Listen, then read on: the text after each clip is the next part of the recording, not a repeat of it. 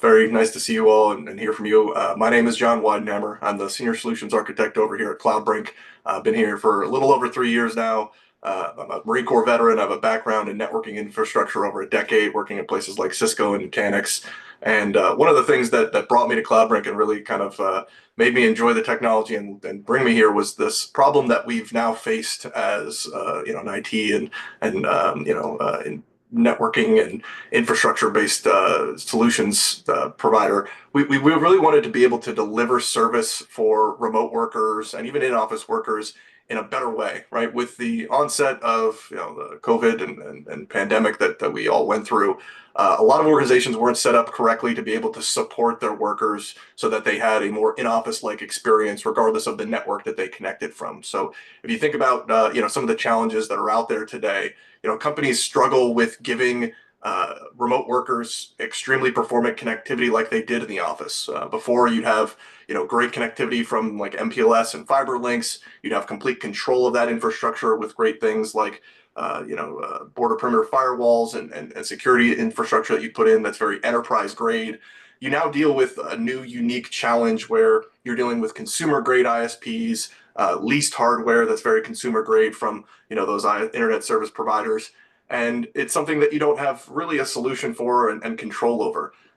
The last mile that you have from a network perspective is usually 99 to 98% reliable at best. And that could be because of wireless technologies like Wi-Fi or 4G and 5G. It could be just the nature of that consumer grade hardware maybe being oversubscribed. And it leads to a lot of performance related challenges, especially in the healthcare space. When you look at loading web pages, transferring files, being on Zoom calls and collaborative calls so that you can work with your teams effectively, especially in geographically disparate areas and places where connectivity is very poor. So those are some of the challenges that organizations have faced, and help desks are getting inundated with calls saying, "Hey, I'm a user at home. I can't connect to Zoom or Teams. I keep getting dropped from these calls, or the signal's very poor. I can't hear the audio. It's breaking up all the time. Or I'm trying to access this file or trying to load this website, and it's taking forever. Things are just very slow for me." So how can we make users more productive, right? How can we make sure that those applications respond like they were in the office, that they are something that is much more performant, and people are maybe less stressed working from home because they don't have to worry about, if I'm traveling or going to a hotel or working from an internet hotspot or a coffee shop, I don't have to worry that my connectivity isn't going to be spotty where I might not be able to do my job. So with Cloudbrink, right, we've developed this technology that helps solve for these problems across all industries, right? The overlay network that we've built starts on the end user device. We guarantee the security and performance of that end user connection. So, one of the other problems with these consumer grade networks and even BYOD initiatives is you're not so, understanding of the security risks that might be going on there, right? The network itself is very vulnerable, and you want to make sure that regardless of that, user device or the network, that you're getting a secure connection into those different resources that you might be accessing in the public clouds or private clouds. So in those scenarios, right, Cloudbrink helps to accelerate and secure those connections without compromise. There's a lot of solutions on the market today that do security, right? And it's one that they've always focused on making sure that it's as secure as possible, but the architecture needs to evolve in order to support that, right? And not only that, it's not a focus for them to make sure that it's as performant as possible. So we do some things like forward error correction, preactive packet recovery for sending duplicate acknowledgments of packets we expect to be dropped. But we have patented technology in that overlay that's doing over 70 different techniques to improve that last mile and mid mile connections for users. Essentially, if you want to think about combining technologies like SD-WAN and ZTNA and SASE, right? We're pretty much a software-only SASE solution that helps to accelerate and provide these better connections for users, regardless of the network and regardless of where they might be. Now, in this space, right, we have an overlay network that we build from that end user device into our set of edges that we deploy across all major hyperscalers that are out there today. So we work very much hand in hand with AWS. We leverage their local zones very heavily to make sure that the mid-mile latency from us to those edges on anywhere from 5 to 20 milliseconds away from where about 80% of the population sits today. And that's extremely important because we don't want to add in a ton of latency, because latency is also a killer of performance, right? It's one that, again, applications will be very slow to respond. Things like VDI and the keystrokes that you go and type, it'll feel very sluggish. So we wanted to make sure that those things were resolved by getting our edges as close as possible.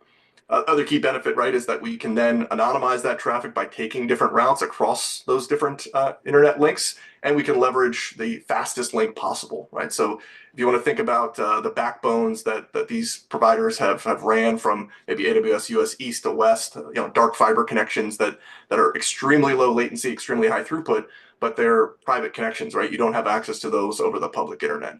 So this helps give you anywhere from a 10 to 30% increase or decrease rather in latency, where if you're trying to reduce down latency, especially in a hybrid world where maybe your data center is further away, this helps to reduce down that mid-mile latency so that maybe you don't actually have to build a new data center somewhere or spin up a new cloud instance. Outside of that, on the security front, one of the things that we wanted to do is provide a better way for these gateways to be able to connect in. So in a traditional sense, right, the gateways on a ZTNA or VPN type product, you have to go into that firewall and you have to enable a ton of inbound and outbound ports in order for those products to function.